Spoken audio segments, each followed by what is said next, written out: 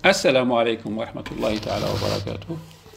Dans cette série de cours, on va présenter ce qu'on appelle la géométrie algorithmique.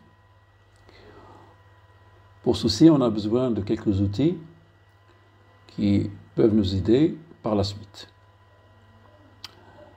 Donc, le premier outil qu'on va le présenter, c'est le test d'orientation. Et ce test-là nous aide à se localiser dans l'espace. Donc, on va commencer par l'espace R2, puis on va développer dans R3 ou n'importe quel espace de dimension n.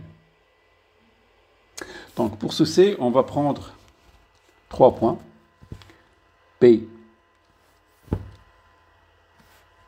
Donc, P, Q, et pour le moment R1 par exemple.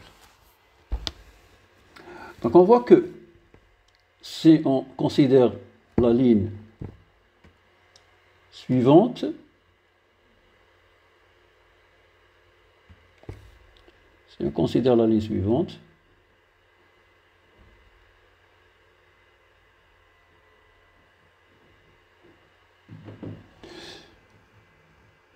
donc la ligne va passer par,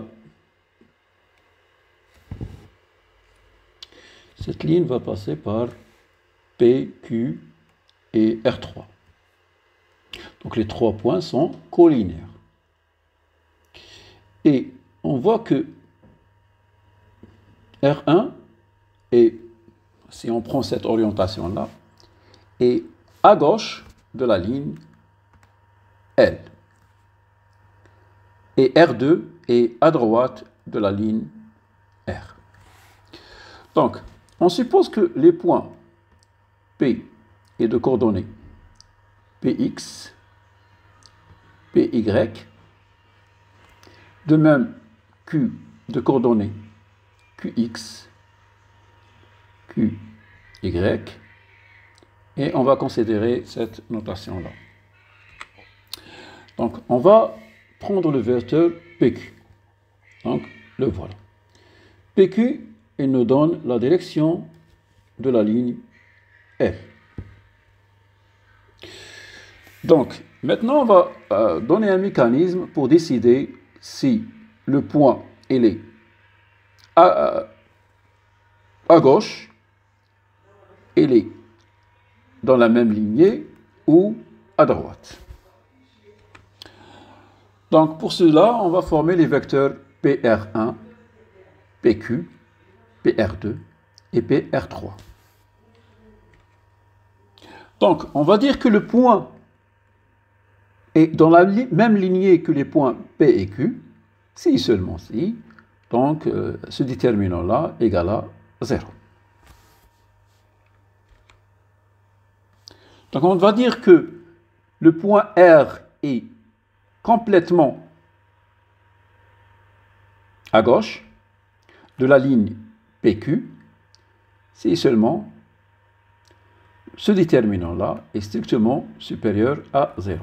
De même, on dit que le point R est complètement à droite de la ligne PQ, si seulement si ce déterminant-là est inférieur à 0.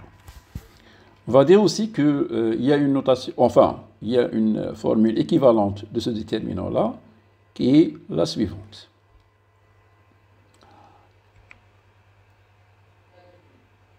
Donc, notre algorithme va fonctionner donc, comme suit. Donc, on va former le vecteur P, Q et le vecteur P, R1 et on calcule le déterminant qu'on a vu auparavant. Maintenant, on va donner une autre notion qui est importante. C'est la notion suivant l'horloge. On va l'appeler comme ça, suivant l'horloge. Donc, on voit que le point R est à gauche de la ligne L. Donc, on remarque que le vecteur PQQR sa direction est contre l'horloge ou contre le sens de l'horloge. Et on voit aussi que si on a un point ici,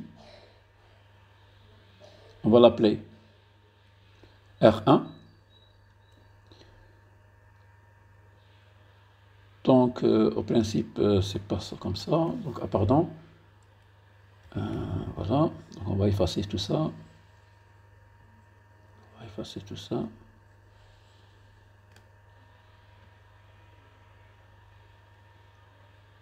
Donc, c'est pas important. Donc, je vais changer la couleur.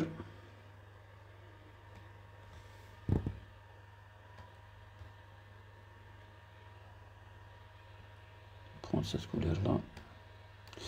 Donc, de même, on va dire que le vecteur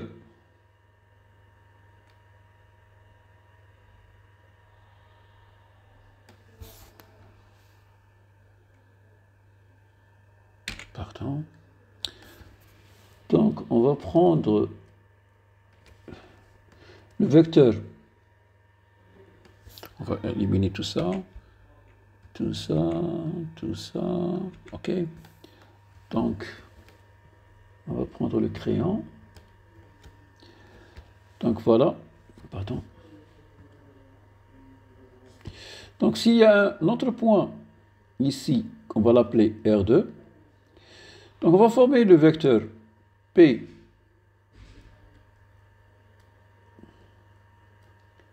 PQ, puis Q R2, et on remarque que la direction, cette direction-là, est dans le sens de l'horloge.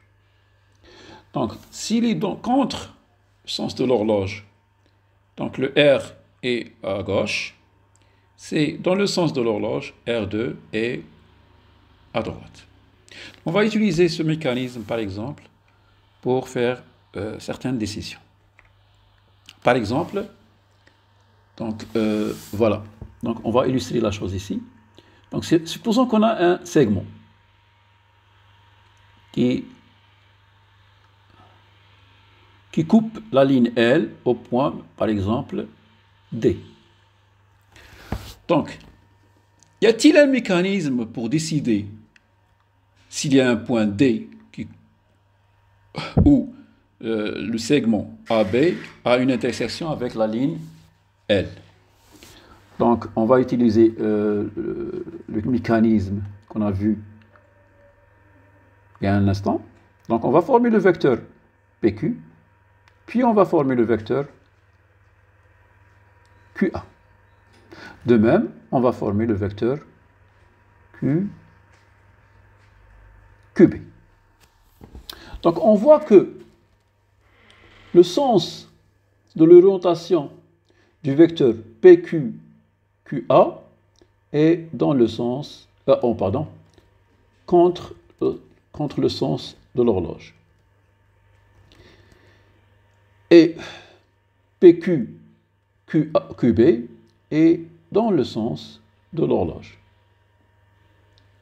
Donc la conclusion, il y a une intersection quelque part, parce que le segment AB doit passer de la partie gauche à la partie droite. Donc sûrement, il y aura une intersection quelque part.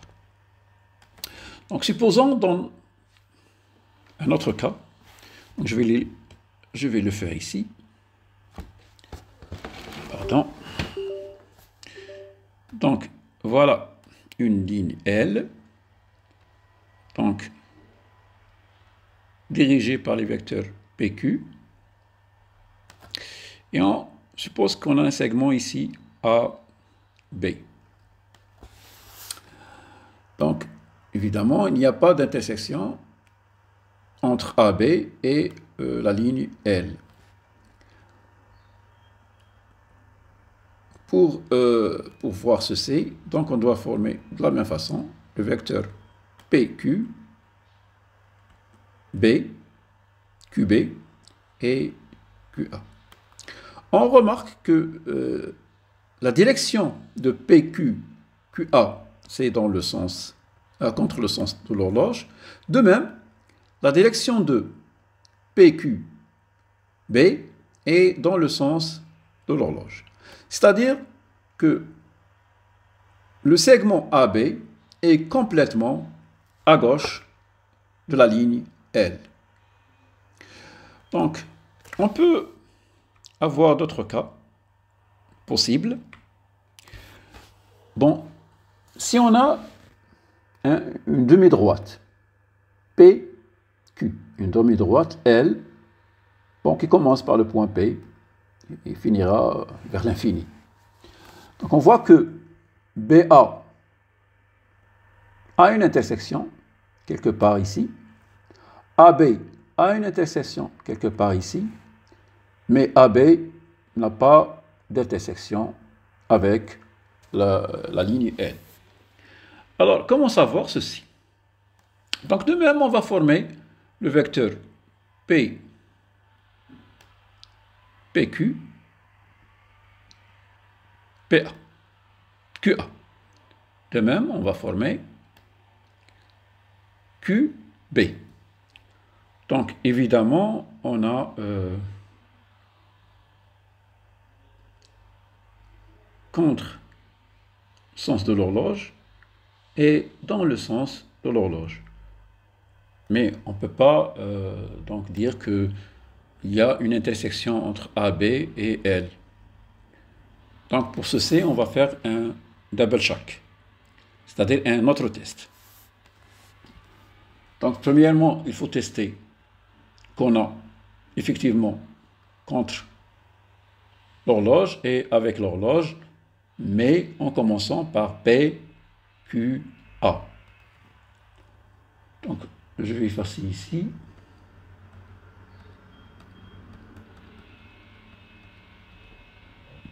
Donc l'autre texte, c'est de prendre BA, le vecteur BA, par exemple,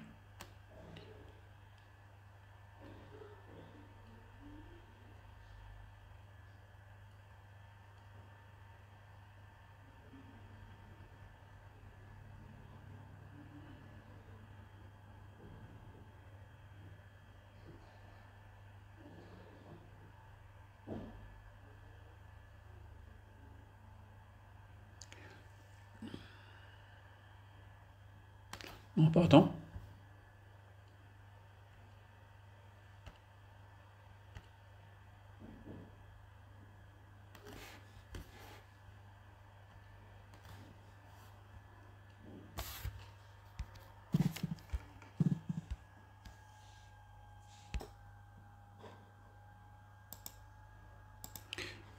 Dans ce cas, on va tester. Il y a une intersection entre la demi-droite L, qui commence par P, et qui va dans la direction de Q, et le segment AB. Donc, on voit clairement que le segment AB n'a pas d'intersection avec la demi-droite L. Donc, si on fait notre test d'orientation, donc on voit que le vecteur PQ, QA et va dans le sens contre l'horloge, PQ, QB va dans le sens de l'horloge. Mais cela donc ne donne aucun indice s'il y a une intersection ou non.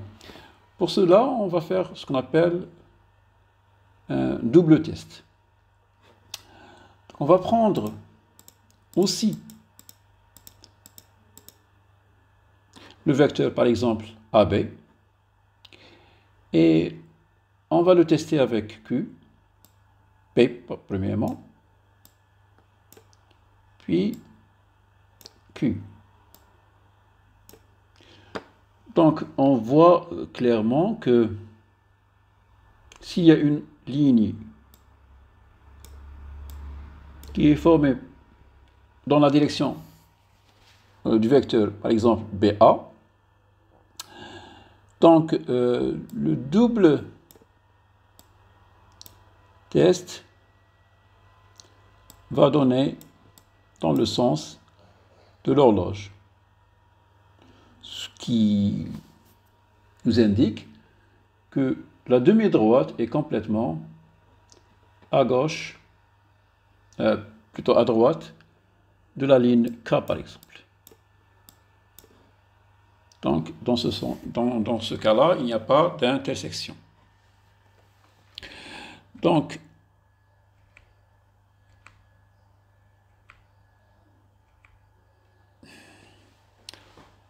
on va faire ce test-là pour savoir si un point quelconque appartient à un triangle. Donc on va former le triangle suivant, A, B, C, et on va donner un point qui est à l'intérieur. Donc on va choisir cette orientation-là. On va choisir toujours la même orientation. Donc, et on va décider si le point R, qui est là, est dans l'intérieur du triangle ou à l'extérieur du triangle. Donc, pour faire ceci, donc, on va faire le test de l'orientation. Donc, par exemple, on va prendre le vecteur AB. AB, puis BR. On voit que la direction est dans le sens de l'horloge. On va faire le même test pour BCR. On va aussi voir qu'ils sont dans le sens de l'horloge. Et on va faire le dernier test qui est CAR. Et on voit clairement qu'il est dans le sens de l'horloge. Donc, si tous les sens sont dans le même sens, il n'y a pas de différence. Donc le point, il appartient à l'intérieur du triangle. Donc pour tester si A est à gauche ou à droite, si R est à gauche et à droite de chaque segment, donc on va donc utiliser le déterminant qu'on a vu au début de ce cours. Donc merci bien. Et on se verra dans le prochain cours.